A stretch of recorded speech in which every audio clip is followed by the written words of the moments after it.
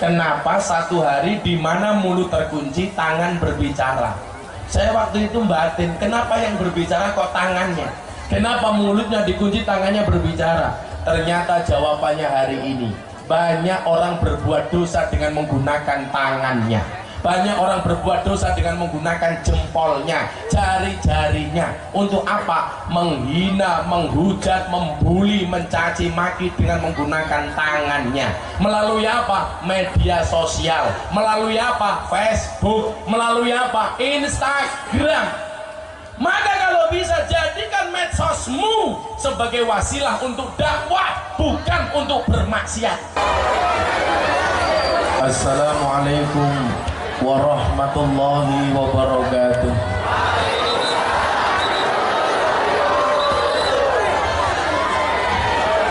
Alhamdulillahi rabbil alamin wa kafa. Assalatu wassalamu ala sayyidina Muhammadinil Mustafa wa ala alihi wa sahbihi ahli sidqi wal wafa. Subhanaka la ilma lana illa ma 'allamtana innaka antal alimul hakim wa tub 'alaina innaka antat tawwabur rahim. Rabbi shrah li sadri wa yassir li amri wahlul 'uqdatam min lisani yafqahu qawli, amma ba'du. Hadratal muhtaramin, para masyayikh, para kiai, ibu-ibu nyai, para habaib, para sepuh bini sepuh, wabil khusus Kiai Haji Zuhrul Anam Hisham, Kiai Haji Atur Rahman Hisam, Kiai Haji Zakiyul Fuad Hisam, Kiai Haji Hadidul Fahmi, pengasuh pondok pesantren At-Tauqih Al-Islami Lele Banyumas.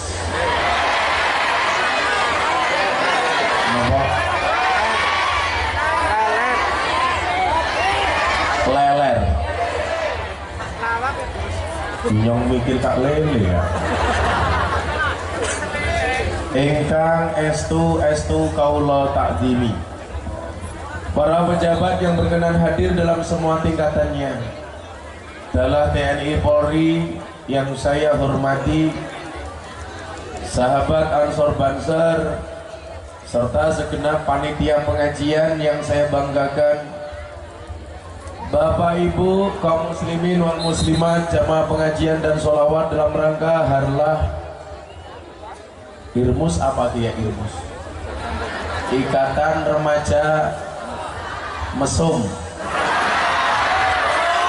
Musola yang ke-9 bersama saya, yang malam hari ini mengambil tema membentuk generasi muda yang berkarakter sosial dan santun dalam bingkai Ahlus Sunnah wal Jamaah, yang bertempat di ndasmu ning dina raketok iki, Randegan, kecamatan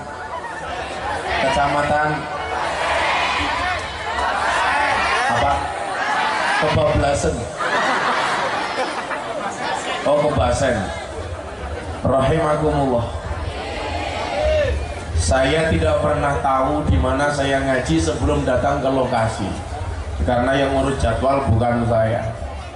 Dan kalau saya harus menghafalkan jadwal satu persatu, saya pusing. Karena 1 bulan yang minta jadwal ngaji ke pondok itu minimal 500 permintaan per hari. Kalau 1 bulan kali 500, 30 kali 500 berarti 1 bulan ada permintaan 15.000 permintaan. Kalau semuanya harus dicatat, berarti kalau setahun saya bisa pengajian 1000 kali, permintaan sebulan bisa nutup 15 tahun. Pertanyaannya, saya kelonnya kapan?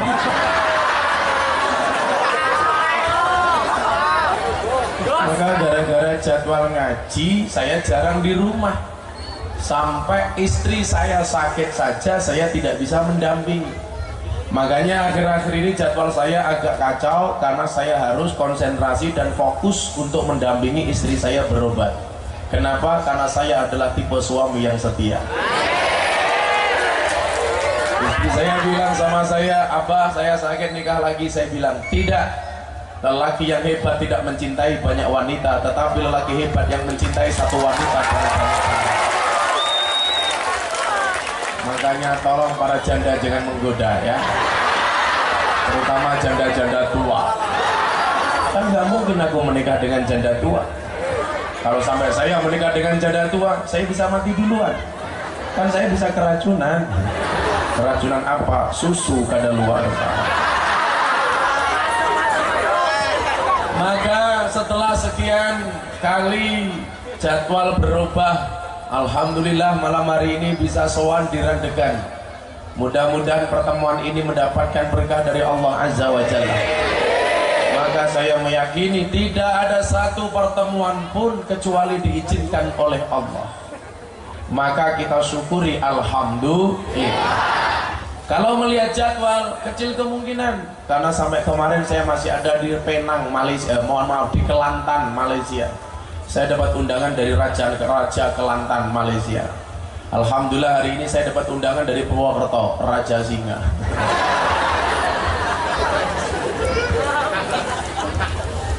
Apalagi malam hari ini acaranya ngaji dan sholawat dalam rangka Irmus, ulang tahun Ikatan Remaja Musola. Mudah-mudahan yang datang ini adalah para primus, apa ya, pria musola. Kali ini beda, primus, pria mesum. Ini subhanallah, kopiahnya saja NU. Yang kopiahnya NU saya doakan masuk surga. Kopiahnya. Cuman ya, kok kira temen dia, gak apa-apa ya.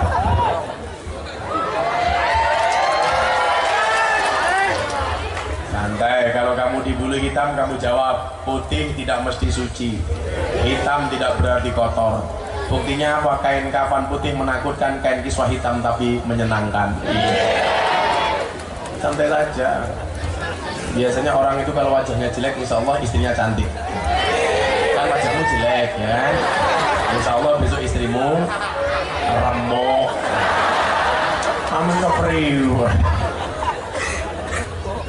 Ikatan Remaja Musola. Saya jadi ingat salah satu golongan yang dikatakan oleh Rasulullah, yauma la dhilla illa dhillu.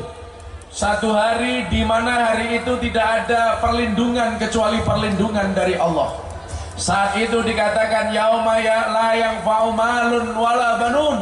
Satu hari di mana sudah tidak lagi bermanfaat harta dan anak-anak. Salah satu golongan yang akan mendapatkan perlindungan dari Allah siapa? Rajulun qalbuhu mu'allakun bil masajid. Seorang pemuda hatinya yang terkait dengan masjid. Maka mbak-mbaknya kalau cari suami, carilah laki-laki yang mencintai Allah. Jangan pernah mencari suami yang tidak mencintai Allah. Kenapa? Allah saja ditinggalkan, apalagi hatimu. Maka menikahlah dengan para banser.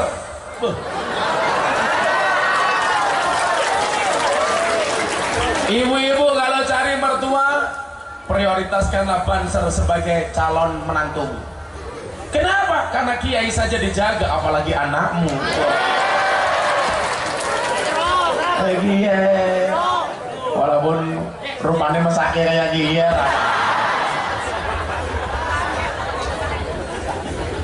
Rajulun qalbuhu mu'allakun bil masajid. Seseorang yang hatinya terkait dengan masjid. Maka bagaimana kemudian para pemuda itu senang ke masjid? Saya sarankan kepada pengurus masjid untuk menjadikan masjid sebagai pusat peradaban yang menyenangkan. Pak Takmir, saya mau bilang, kadang-kadang para pemuda itu nggak mau ke masjid. Kadang-kadang takmirnya itu kebanyakan peraturan.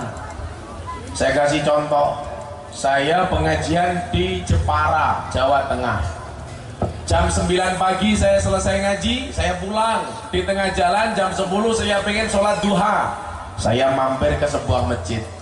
Kebetulan perut saya mules. Sebelum sholat duha saya mau ke toilet. Begitu saya masuk toilet, dikunci. Akhirnya saya ketemu penjaga masjidnya. Mas, saya mau sholat duha, tapi karena perut saya mules, saya mau ke toilet. Tolong toiletnya dibuka. Apa jawaban penjaga masjid? Mohon maaf Pak, takmirnya punya peraturan, toilet dibuka setiap jam 12 siang. Matane. Saya kebelet ngising jam 10. Masa disuruh nunggu jam 12? Kan selat double ya. Ini kadang-kadang sering kita jumpai di perkotaan. Masjid akses toiletnya ditutup, kamar mandinya ditutup. Maka sebab sekarang Anda lihat, kadang-kadang masjid itu kalah rame dengan pom bensin. Pom bensin 24 jam welcome. Semua orang bisa datang. Sementara masuk masjid banyak peraturan, toilet saja dikunci. Makanya orang enggan masuk masjid. Saya sering mengatakan, orang buat WC sama orang buat masjid sekarang pahalanya banyak orang buat WC. Buktinya apa? Masuk masjid nggak betah, pengen cepat keluar. Sholatnya mat kolamcing, komat teko salam pelencing. Apalagi sing nom-nom kiye, komat mangkat, rampung sholat tangannya diangkat, dungane singkat. Ya Allah, bila dia bukan jodohku, cabut saja nyawa jodohnya ya Allah. Udah pergi. Sementara orang kalau masuk toilet betah banget.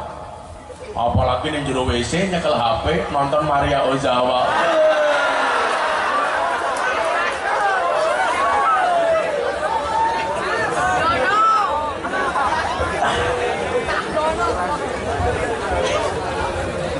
Anak-anak punya HP ya nggak apa-apa, punya Instagram boleh. Saya juga punya Instagram, followernya 900.000. Oh.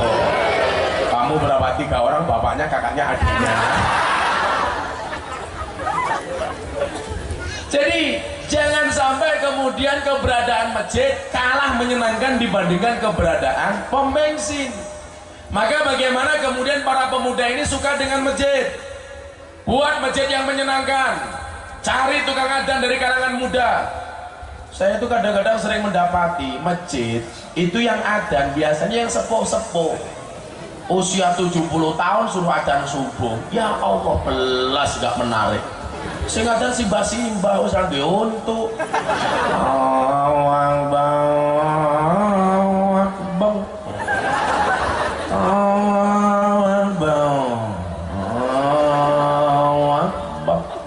Yang mau berangkat ke masjid siapa? Di sini kalau habis adzan ada puji-pujian apa enggak? Puji-pujian. Saya puji-pujian uang sepuh. Astagfirullahaladzim. Astagfirullahaladzim.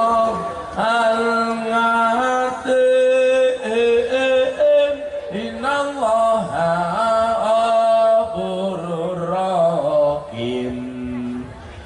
ya Allah Gusti inyong nyuwun ngapura sekadaing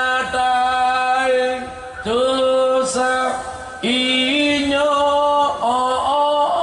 lan dosani bapak biung inyong. Saya makan masjid siapa yang mau inyong. Cari tukang adzan. Dulu zaman Rasulullah itu ada pemuda yang menjadi idola masyarakat Madinah. Namanya siapa? Bilal bin Rabah. Dia menjadi idola warga Madinah bukan dia tampan, hitam. Bahkan Bilal bin Rabah itu kalau malam hari kelihatan cuma mata sama giginya doang. Makanya kamu yang putih-putih jangan belagu, jangan sombong. Abu Lahab putih, Abu Jahal putih, tampan, tapi dilaknat oleh Allah. Bilal bin Rabah hitam, tapi menjadi idola bidadari surga. Maka yang hitam-hitam ini insya Allah masuk surga duluan. Amin. Insya Allah berangkat habis sholat subuh. Amin.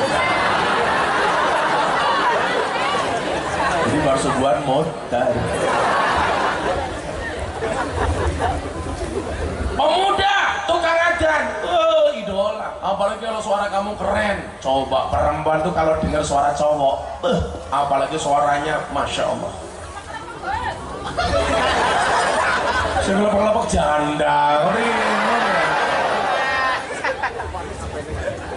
Coba, perempuan itu kan kelemahannya di telinga, laki-laki kelemahannya di mata. Makanya para suami itu kurang ngajar, di jalan dia cewek cantik, wow. Pulang ketemu istri, weh. Kurang ngajar temen ya. Ketemu wadon yang jaba, apalagi yang Isuzu Panther. Ini sungguh-sungguh pantatnya bikin gemeter. Wah. Neng omah ketemu bojone setu legi, setengah tua mau gino-gino. Wah. Wong lanang kia kurang ajar. Wong lanang kia luwih sayang karo anaknya apa mbokne? Anaknya apa bojone? Anak keneng dalan ketemu anak kecil yang diingat-ingat siapa? Anaknya di rumah. Di jalan ketemu cewek cantik, lupa dengan istri di rumah. Bagaimana para suami itu lebih sayang kepada anaknya dibandingkan kepada istrinya? Pulang lihat anaknya celananya melorot, dibener ke. Dila bojone celananya bener, dipelorot ke.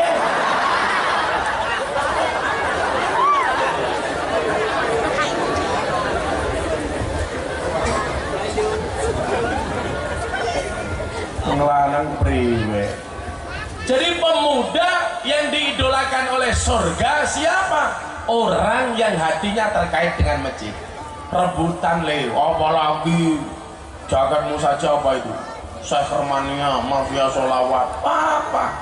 Nggak masalah, tapi hatinya harus mengutamakan masjid. Jadi tukang adzan di masjid.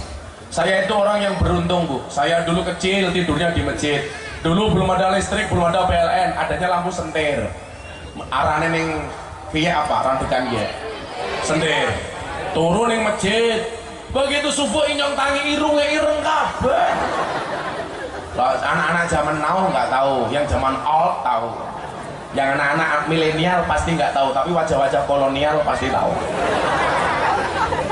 Kan dulu kayak gitu Pak ya, pakai ublek sentir, menyenangkan itu. Ngajinya di musola, pakainya turutan. Ingat nggak ngaji zaman dulu bagaimana? Alif fathah a, alif kasroh i, alif doma u, a i u, tak fathah ta, hak doma hu, kaf doma ku, tahu ku.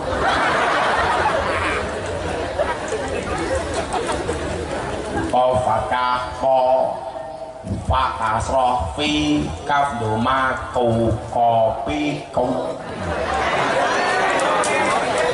Kok nembe disuguhke wis adem ya? Kan nyongke njeluk kopi sing panas keprimen, ini adem temen. Adem sangi Pak.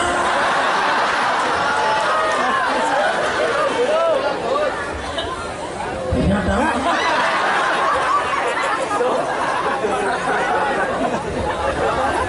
Siapa kayak tadi yang nyuguh jang inyong, nama arane siapa? Siapa jenenge? Siapa? Ahmad Rosidin. Mat, panas Mat. Ijoli.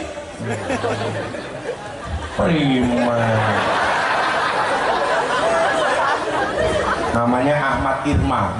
Apa kayak Irma Irenge, masya Allah. Dulu begitu, diajarkan supaya senang dengan masjid. Oh gitu, lampunya sentir, minyaknya habis. Pak Kiai kirim surat ke wali santri, suratnya isinya apa? Le, kenapa? Hujan. Alhamdulillah. Berkah. Kemarin saya di Tegal pengajian di alun-alun Tegal, hujannya kencang, alhamdulillah bertahan. Atau kita akhiri pengajian malam hari ini, setuju?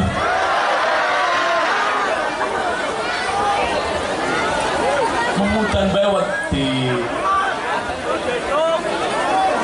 ya salah panitia wong sampe nembane teropnya sekeye maklum anggarane cekak.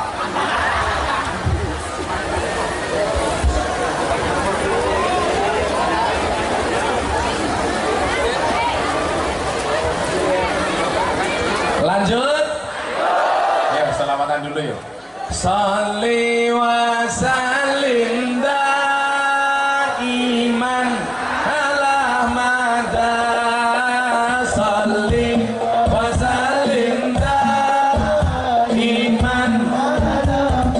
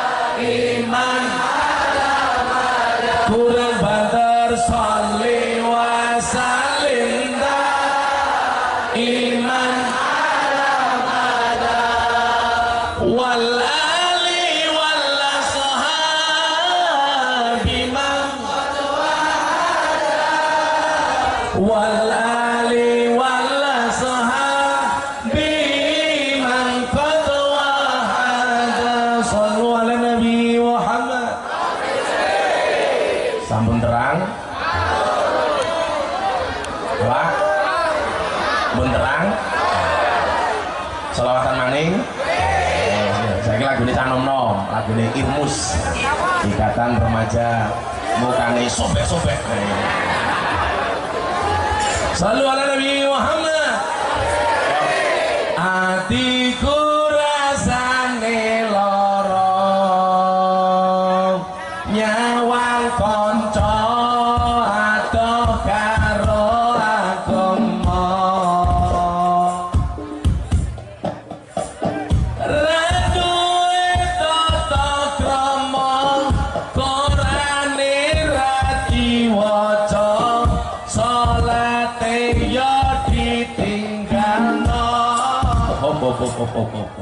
Tunggu apa ya ora? Ano flash ya ora? Ano flash ya? Yo dileke. Lampunya pateni. Lalu yang mati tak mesti tak pateni. Semuanya diangkat selawatan. Tolong lampunya panitia dimatikan biar sadu. Orang bukan dia. Ini jadinya ngapa ngatik-ngatik ya?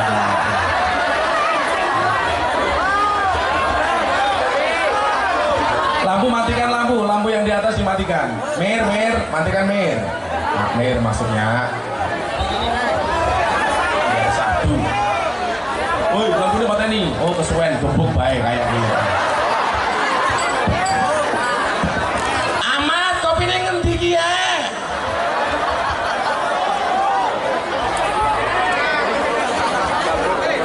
Sedotannya gede temen ya. Kayak ngomong di tangan sapi. Yang ini coba lampunya matikan.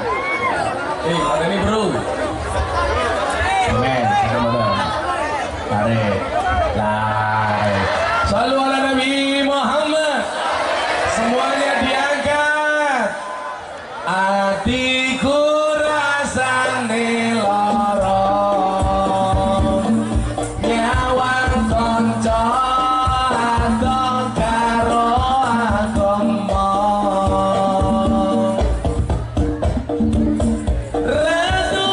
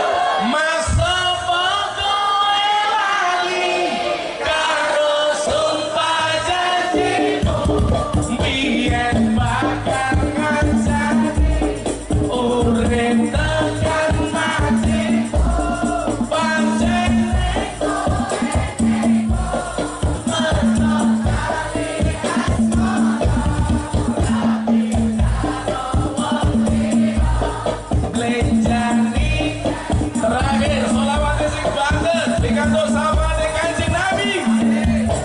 Ya Rabbi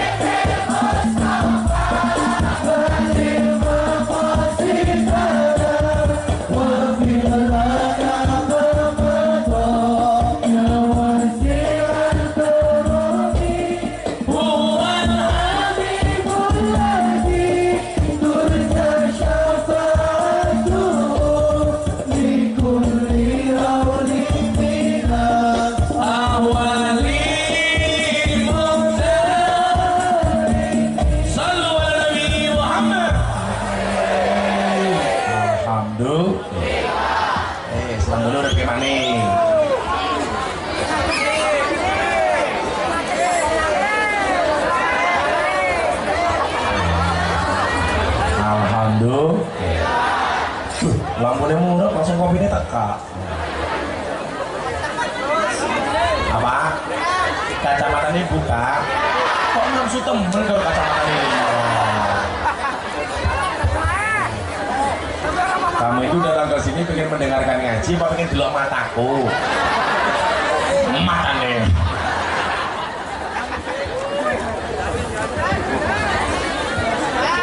Terang. Udan maning.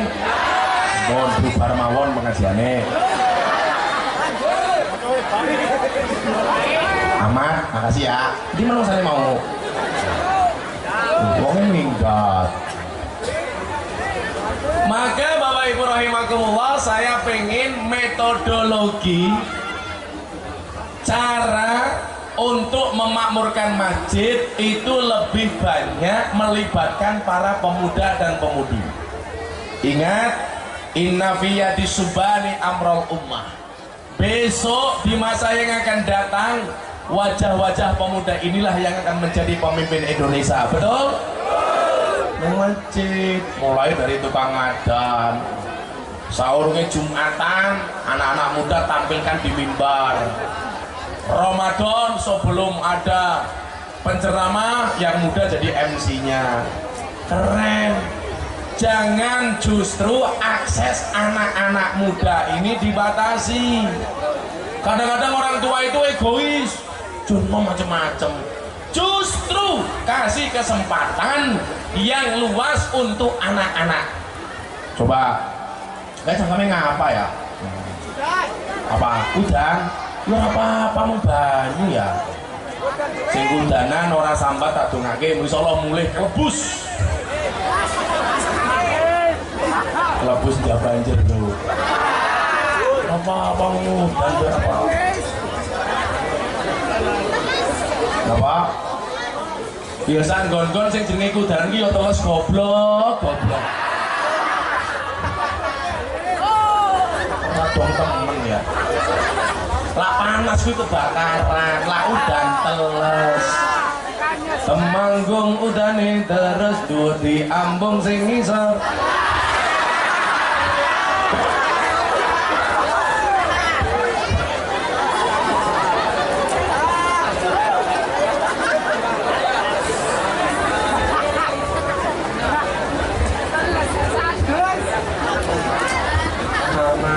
Apa aku kayak dia lah udah pecah-pecah ini sama nih nembe pacaran nembe sayang-sayangnya ditinggal minggat.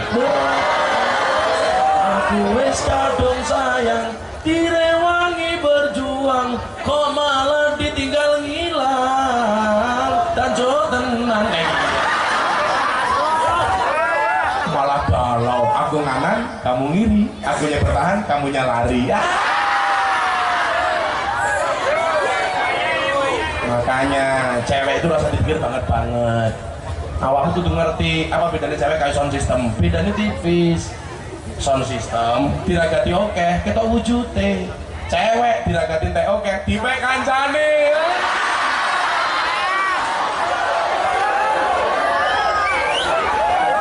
Akhirnya nangis. Berakit-rakit ke hulu, berenang-renang ke tepian. Mantanmu sudah ke penghulu, kok kamu masih sendirian?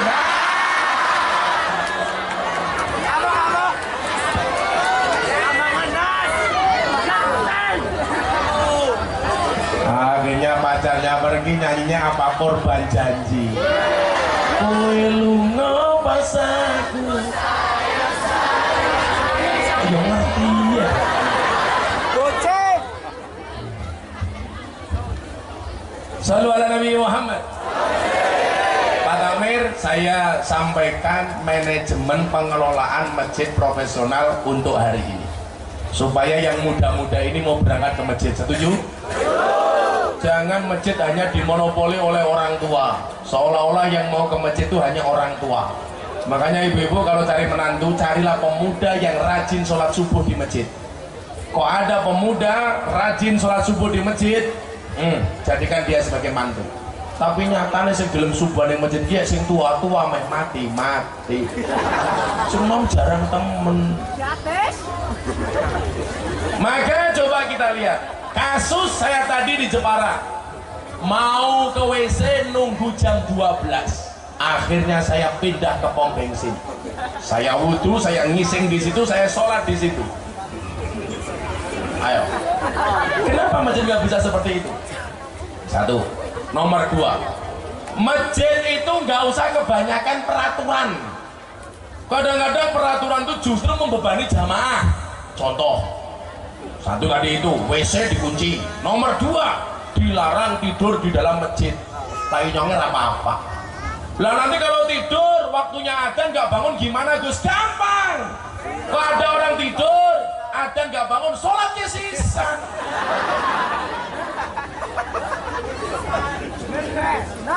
Masuk masjid ditulisi di depan masjid, awas banyak maling, barang hilang bukan tanggungan takmir. Ikilah medeni jamaah wong arepe sholat. Begitu sholat Allahu Akbar, sandalnya primen. Kalau saya jadi takmir masjid, tak ganti tulisannya. Jamaah sholat masjid sandal hilang diganti takmir. Gagah. Sandal swallow pira 10.000. Tapi masjid makmur. Persoalannya di mana? Takmir itu biasanya suka nimbun saldo kotak infak. Takmir harus paham, jamaah itu nitip uang ke masjid tidak untuk dijadikan saldo, tapi untuk digunakan kemakmuran masjid. Kalau uangnya infaknya saldo, yang infak nggak dapat pahala apa-apa, cuma dapat saldo. Saldonya banyak, tulis di papan tulis saldo masjid apa gitu, musola apa gitu, apa masjid apa gitu, musola apa, Al Hidayah, pamer kene papan tulis takmir musola Al Hidayah saldo bulan ini. Saya bisa pakai.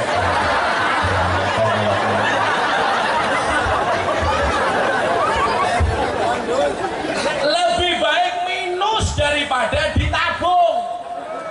Kalau minus berarti infaknya jamaah itu tersalurkan dengan baik untuk kemakmuran masjid.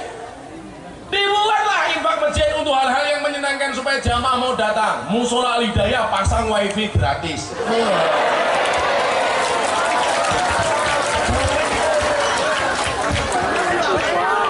Cocok? Wifi akan dihidupkan setelah sholat isya dengan syarat wajib sholat isya berjamaah. Atau kalau enggak malam minggu anak-anak pengajian di musola, kita makan angkringan gratis. Daripada anak-anak pacaran, mendingan di musola, betul? Itu biayanya enggak seberapa. Kenapa selama ini tidak dilakukan? Takmirnya enggak kreatif. Ditamir ya, Mir. Ini saya buktikan di beberapa masjid di Jogja ternyata mampu menarik simpati para pemuda datang ke masjid. Apalagi kalian orang-orang Ahlussunnah, tak kasih wifi, tapi harus mendengarkan pengajian kiai-kiai Ahlussunnah. Punya Instagram, follow, kiai-kiai ahlu sunnah. Tapi jangan nontonnya macam-macam. Neng maghrib nontonnya Miyabi. Ya aku melu.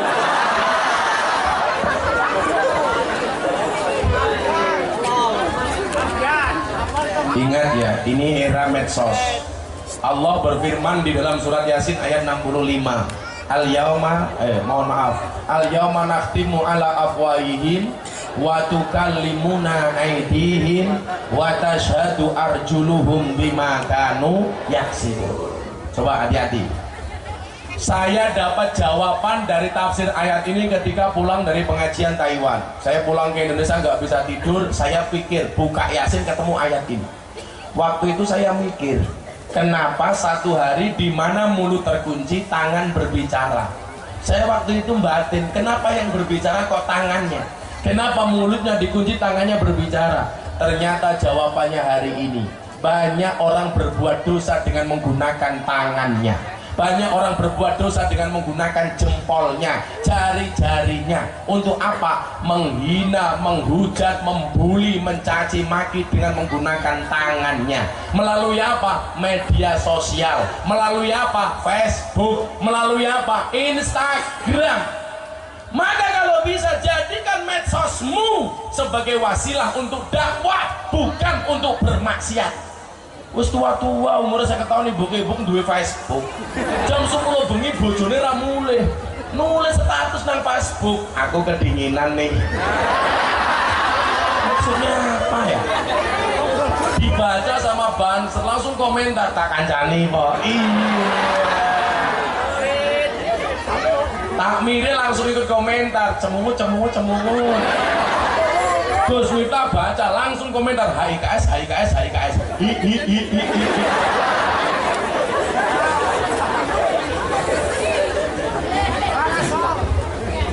Punya Instagram gak apa-apa, tapi jangan lebay, jangan semuanya ditulis dipamerkan di Instagram, di Facebook.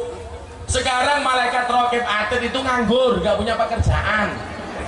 Raqib Atid itu kan menulis amal perbuatan baik dan buruk. Sementara sekarang kalian tulis sendiri. Jadi malaikatnya nganggur. Apa-apa diposting. Bulan puasa, buka puasa bersama. Alhamdulillah bisa membersamai anak yatim. Padahal gak nyumbang, nunut buka puasa. Malam traweh diposting, bangun jam 2 malam tahajud. Alhamdulillah habis tahajud rasanya nyaman. Sebenarnya bukan persoalan itu, kan cuma pengen pamer saja dibaca sama orang, betul? Lebay, yang repot mau memamerkan puasa. Bagaimana coba caranya? Kalau orang sholat pamer bisa diposting, foto posting. Orang sodakoh posting duit bisa. Ayo kalau puasa, bagaimana kamu pamernya? Langsung di hadapan kamera, hari ini aku puasa guys. Buktinya apa?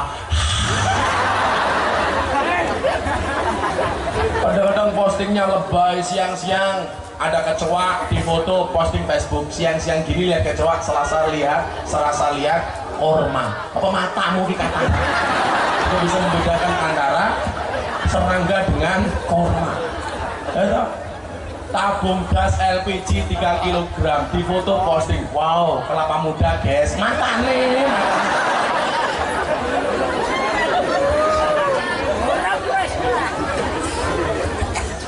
Jadikan yang bermanfaat, tonton ustadz-ustadz Ahlussunnah wal Jamaah, jangan yang Wahabi, jangan yang suka mengkafir-kafirkan, cari ulama-ulama yang adem.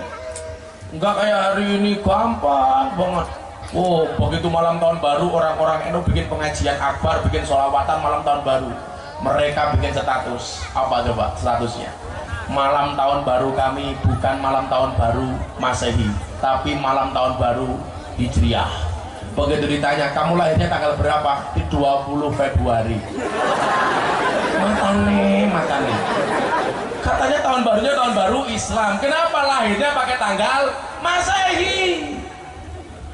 Pengajian malam tahun baru kita nggak ada ajarannya, harus sama dengan Rasulullah. Merayakan tahun baru Islam pun juga tidak pernah dilakukan Rasulullah, karena tahun baru Islam yang membuat bukan Kanjeng Nabi tapi Umar bin Khattab. Goblok.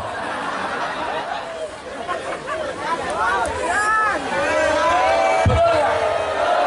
Nabi Muhammad apakah merayakan malam tahun baru? Ya enggak, belum ada zaman Kanjeng Nabi. Gimana?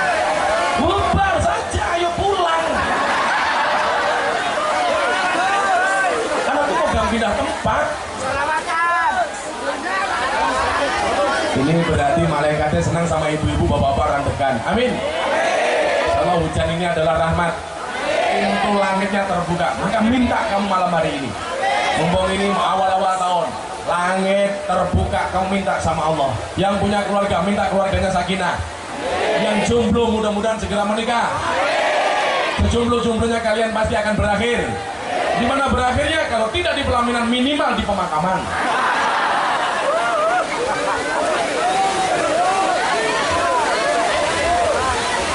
Jomblo nangis. Ya Allah, terus ya Allah, terus ya Allah. Kalau ada hujan begini disunahkan doa. Yuk bareng-bareng. Bismillahirrahmanirrahim. Allahumma hawalaina wala alaina. Allahumma hawalaina wala alaina. Allahumma hawalaina wala alaina. Untuk semua hajat Al-Fatihah.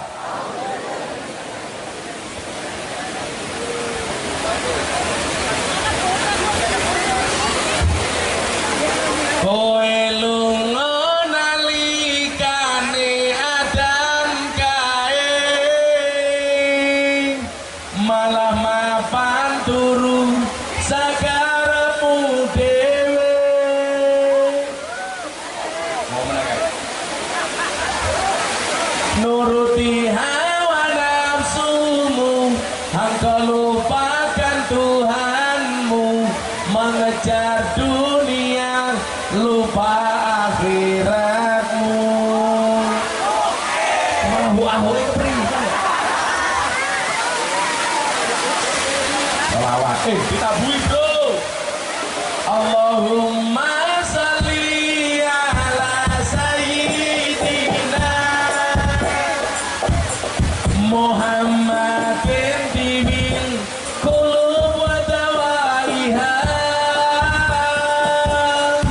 wa afiyatil abdan wa sifaiha wa nuril absari wa diyaiha. Bareng-bareng.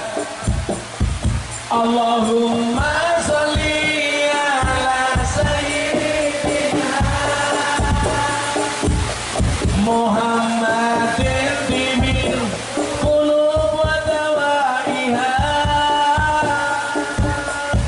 wa afiyatil abdan wa sifaiha wa nuril absari wa diyaiha. Sallu ala Nabi Muhammad.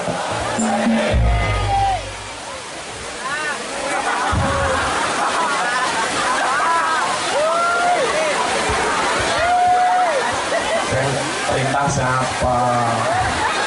Kamu mencuri-curi perhatianku ya? Kalau banyak tadi yang hari pulangnya lewat jalan selatan ya. Kenapa? Karena perasaanku padamu tidak bisa diutarakan.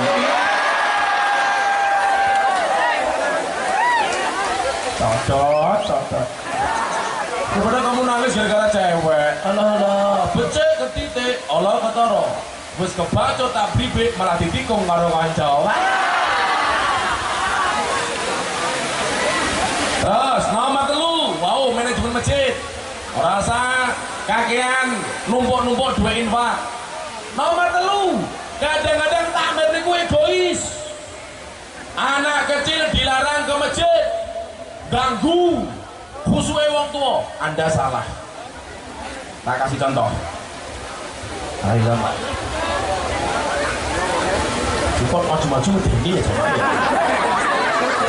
Banjir jurah apa ya? Banjir apa ngompol? Dia ngono, wis tua jilbab ping. Ya Allah. Wis tua jilbab ping. Penampilan milenial, wajahnya kolonial. Jangan-jangan saya pakai pink ya.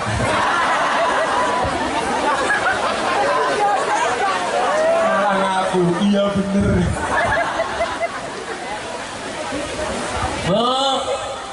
Bu, metodologi ngajari anak ibadah itu yang paling gampang adalah dengan menggunakan contoh.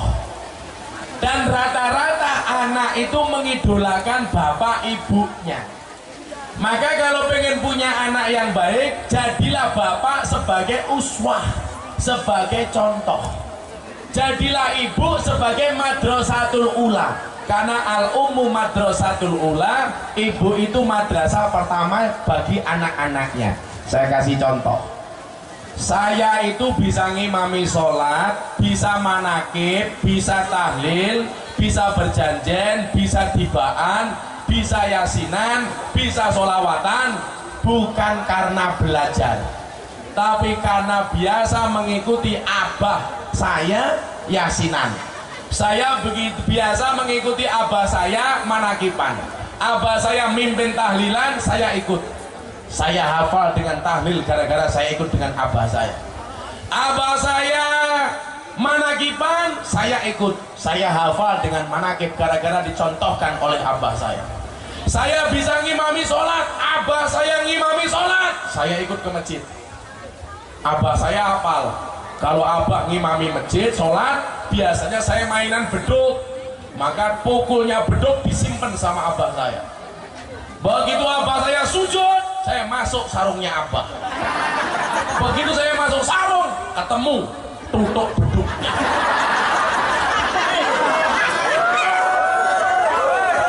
Oh, ini tutup beduknya. Apa sih ya? Itu dulu untuk beduk ya foto-foto. Kamu kalau foto mundur dikit. Kenapa kamu saya suruh mundur dikit? Cantiknya kelihatan.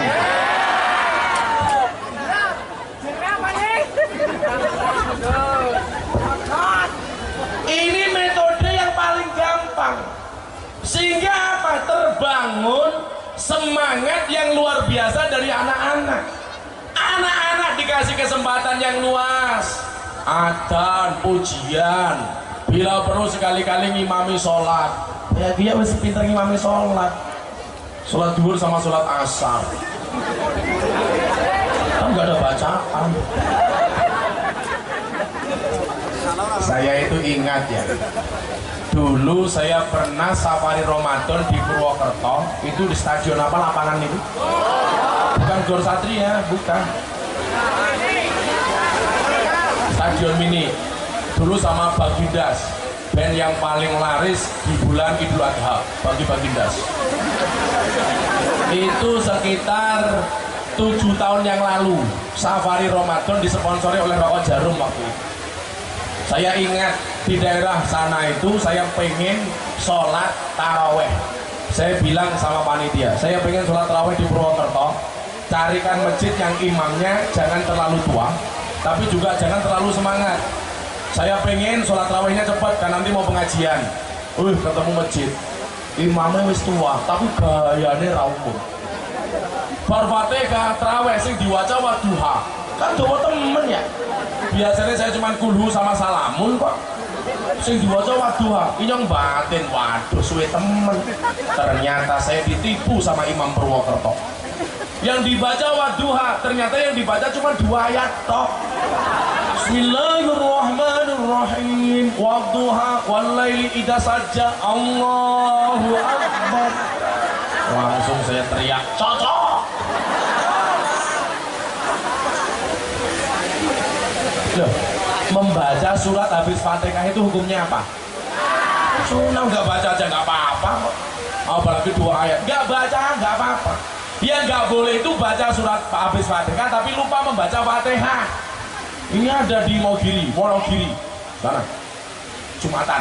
Allahu Akbar, imamnya lali. Urung maca Fatihah, maca surat. Qul ya ayyuhal kafirun, makmum teriak subhanallah. Imamnya lupa salahnya di mana. Diulangi lagi, dikira kurang fase, dipase-pasein.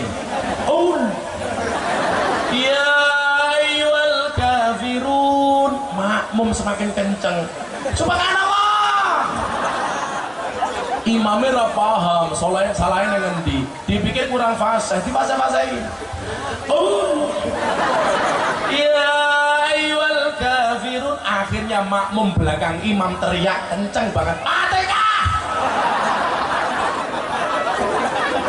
Yang teriak batal apa enggak? Sampingnya ngandani, ora kena ngomong.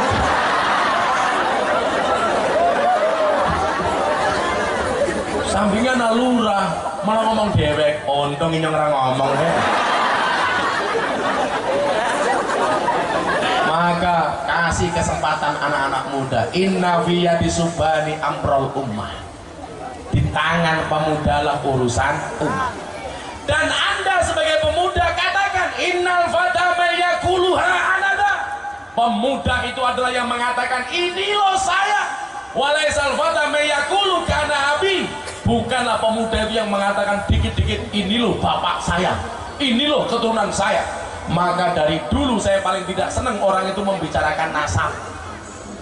Saya dulu masuk Jogja pertama kali dikritik, Miftah itu bos gak jelas nasabnya siapa. Sekarang orang hari ini malu. Mbah saya itu sama dengan mbahnya istrinya Habib Lutfi, Mama Salmah. Kita sama-sama keturunan dari Mbah Muhammad Besari. Saya dulu nggak pernah mau ngomong soal nasab. Bagi saya, mohon maaf, nasab itu penting tapi bukan jaminan, betul? Mbah saya itu kaya 7 turunan. Persoalannya saya keturunan nomor 8.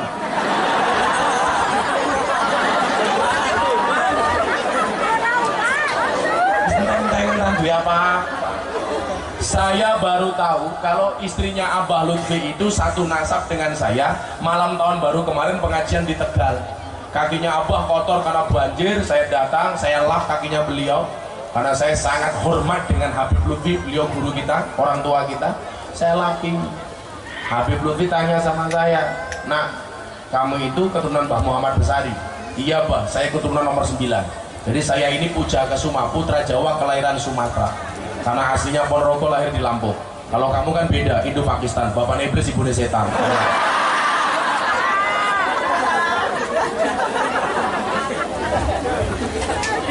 Abah Lutfi bilang, mamah itu istrinya Abah itu juga keturunan Mbah Muhammad Besari. Berarti kamu itu masih saudaraan sama mama. Dulu orang selalu ngomong nasab, saya nggak pernah ngomong soal nasab. Bagi saya nasab itu penting tapi bukan jaminan. Kenyataannya banyak yang bapaknya kiai, anaknya nggak jadi apa-apa, betul? Dulu pondok pesantrennya besar, begitu dipegang anaknya jadi kandang ayam, banyak. Makanya pondok saya di Jogja, panitia yang pernah datang ke pondok saya nggak ada pelang pondok pesantren Oraji, nggak penting. Tempat saya nggak ada papan nama. Lebih baik pondok pesantren tidak ada papan nama tapi ada santrinya daripada ada papan nama tapi tidak ada santrinya, betul? Tempat saya itu kalau pengajian malam minggu pahing kayak besok tanggal 11 yang datang orang 7.000, 10.000, nggak ada papan nama, nggak ada panitia. Tapi saya paling tidak suka anak yang membicarakan kehebatan orang tuanya tetapi anaknya tidak jadi apa-apa. Bapak kenyong biyen wong top, anaknya dari copet. Maka malam hari ini yang tidak punya keturunan kiai saya doakan mudah-mudahan minimal mambu kiai. Mambu kiai itu luwih apik daripada kiai mambu. Innal fatame yaquluha anada, pemuda itu yang mengatakan ini loh saya. Jangan mengatakan kehebatan orang tua sementara kamu tidak jadi apa-apa. Anaknya macan, urung mesti jadi macan gede, bisa jadi kucing.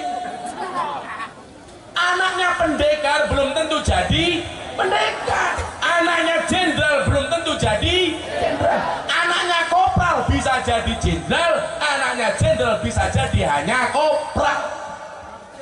Pak Hadi Cahyanto, Panglima TNI hari ini, bapaknya itu pangkatnya hanya kopral. Anaknya jadi jenderal bintang 4. Lebih hebat saya, bintang 9. Nahdlatul Ulama.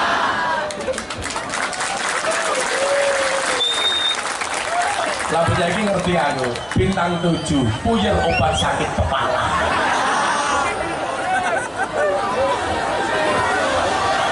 Apa maning?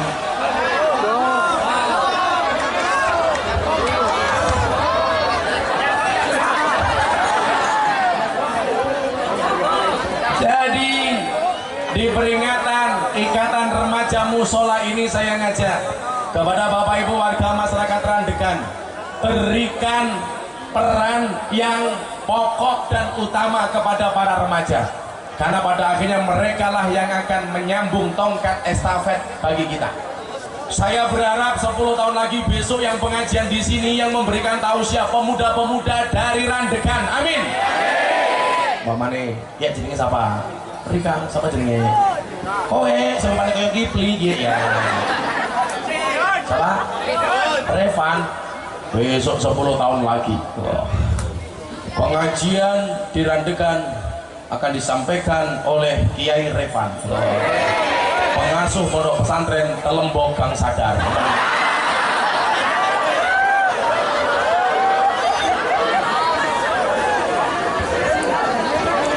Saya diteleponi sama germo-germo di Gang Sadar, Gus Miftah, kapan pengajian di Gang Sadar?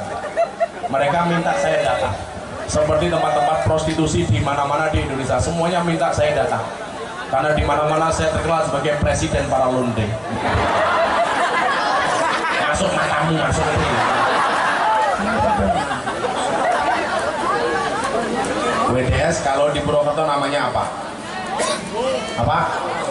Telembuk. Cangkemeh. Jadi saya ucapkan selamat untuk Ikatan Remaja Musola Randegan. Mudah-mudahan Allah senantiasa membimbingmu sehingga bisa menjadi pemimpin-pemimpin di masa depan. Amin Allahumma amin. Saya harus berpindah tempat karena masih ada 2 jadwal pengajian lagi malam hari ini. Doakan saja mudah-mudahan sehat. Insya Allah kita akan segera ketemu di tahun 2030. Amin. Membaca sholawat hasbi rabbi bareng-bareng untuk kita semuanya, untuk semua hajat kita. Shallu ala Nabi Muhammad. Hasbi rabbi jalallah ma fi qalbi ghairullah nur Muhammad sallallahu la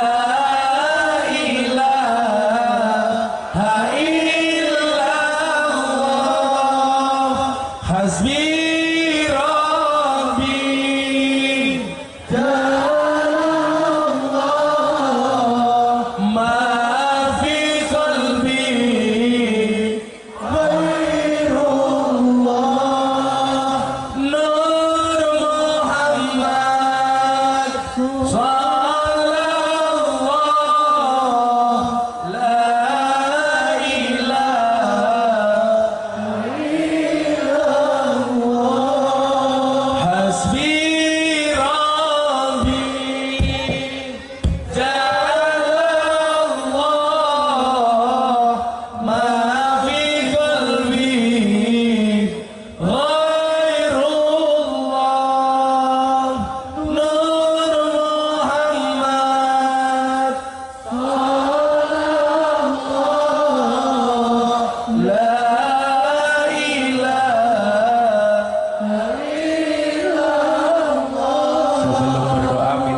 Fatihah untuk istri saya yang baru sakit, mudah-mudahan penyakitnya diangkat oleh Allah.